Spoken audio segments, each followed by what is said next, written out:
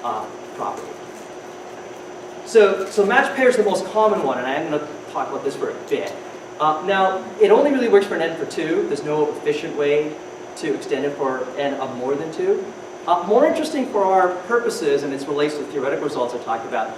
Now, if the covariates are informative, this is the estimator, and you only have 2 observations. This is the estimator that'll have the lowest mean squared error, right? So it's like blocking at the limit, right? The block at the limit is, oh, I'm going to just have, for every block, I'm only going to have as many units as there are treatments.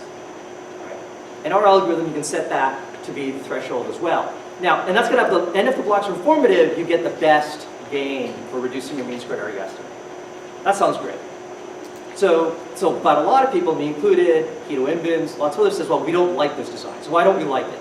The reason we don't like it is when you go to estimate your variances now, you have a big problem, right? You can't estimate what are called, for example, conditional variances. I want to know my variance conditional in the covariance, which is a reasonable thing to do if you think the variables are informative. You can't do this in the match pair design. And the reason is you only have one treat or one control. You can't estimate the variance, right?